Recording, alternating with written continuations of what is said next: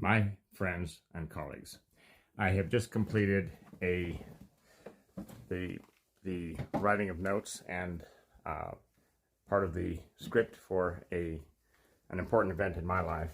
It'll be the first public address from Joseph B. Firmage as a candidate for the White House in 2024 to the public in a live format.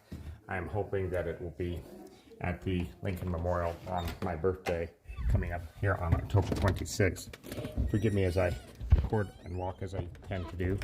It is both healthy, wealthy, making, and wise, I think.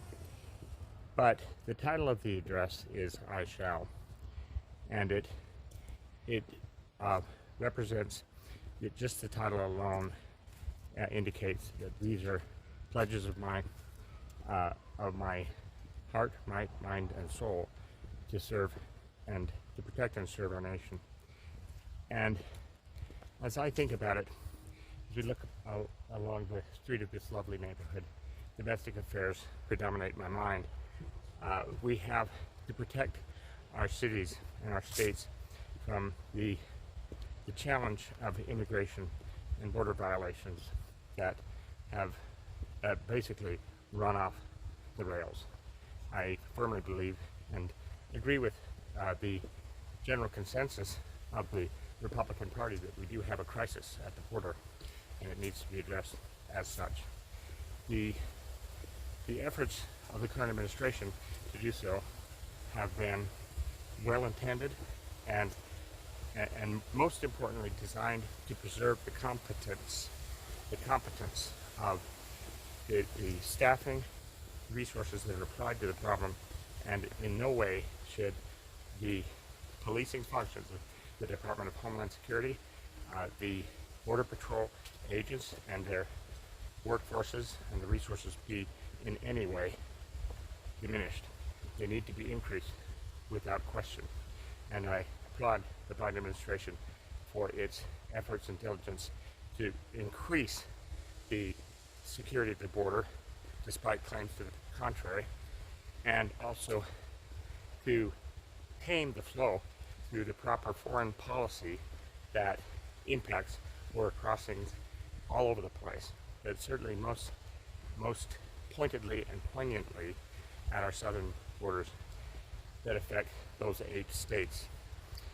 In those states, I believe we are seeing a dramatic rise in inbound immigration for a different reason than most people are talking about. And that is because the United States of America has the finest standard of living, the finest integrated perspective on modern life of any nation on the planet. Other human beings want what we have pioneered, what we have fought for and died for, and what we still shall in years and decades and frankly forever. There will always be a cost to the freedoms we enjoy and the liberty that infuses our cities, our townships, our cities, and our great states. The domestic issues, of course, do not start or stop at our border. The national economy has been in a state of oscillating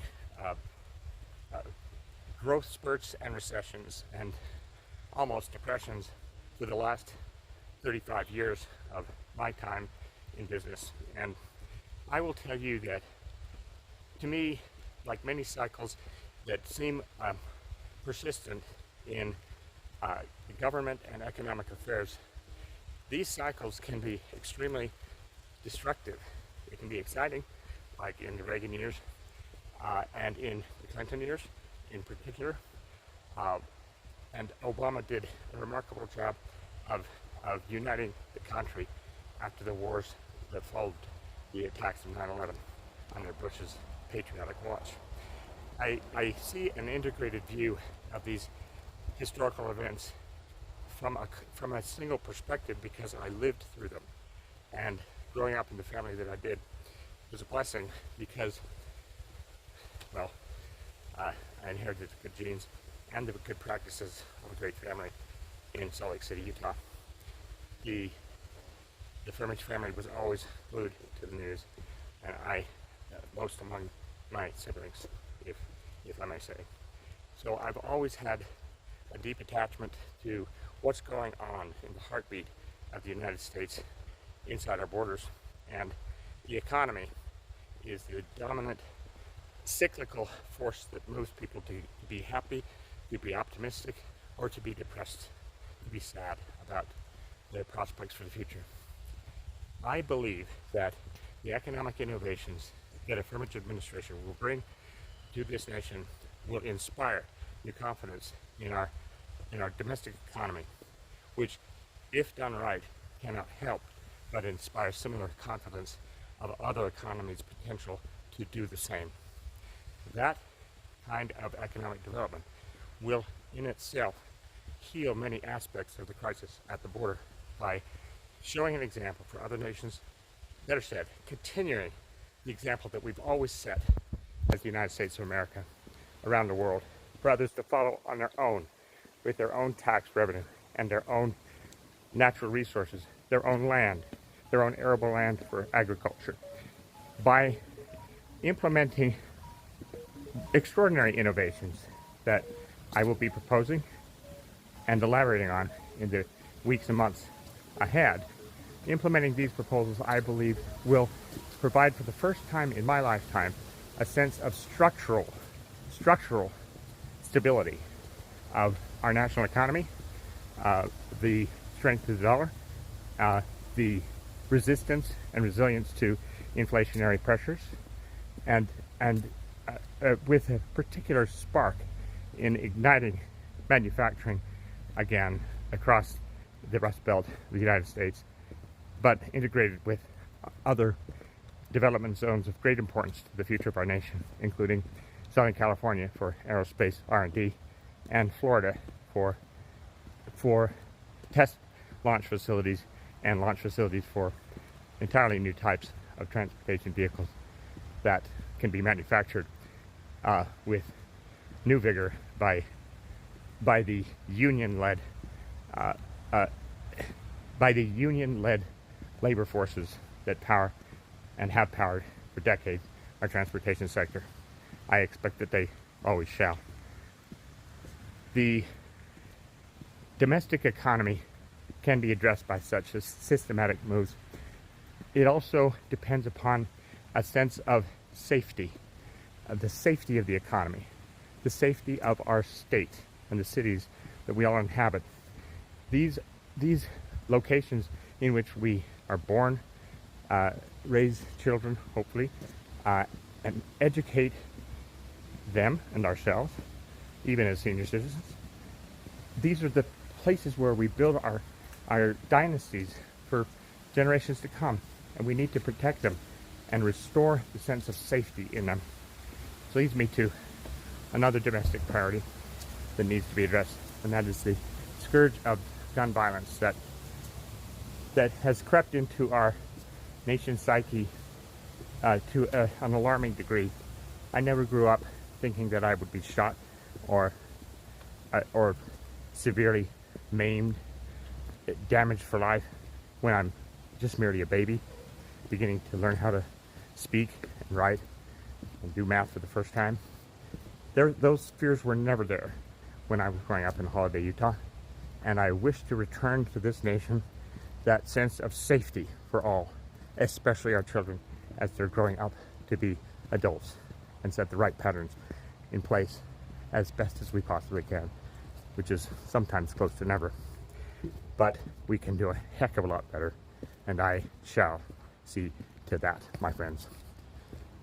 Now, in our sense of priorities for international affairs, we leap beyond our borders and must consider the United States' interests, the interests of our allies, those who have been there for us and for whom we have fought, bled, and died to protect common goals of modern democracies.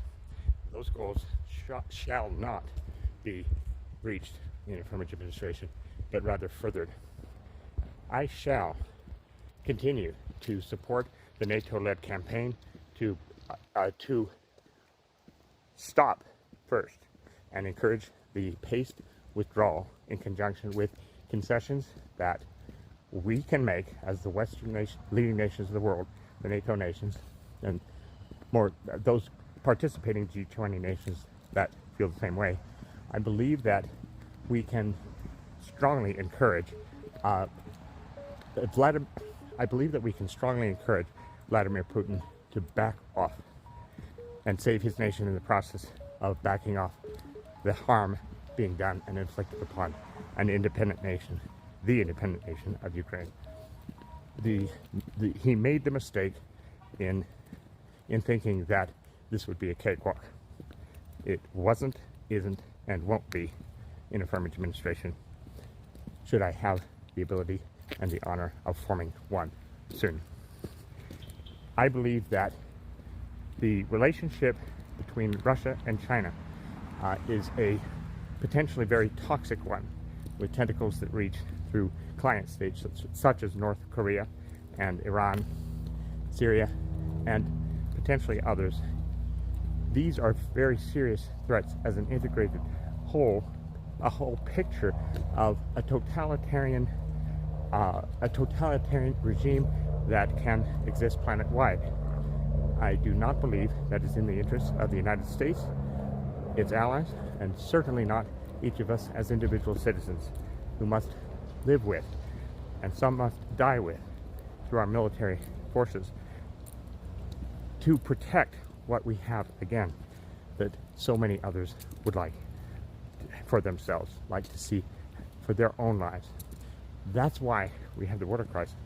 And to have the concept of the antithesis to the American dream, a totalitarian state like China and Russia and North Korea.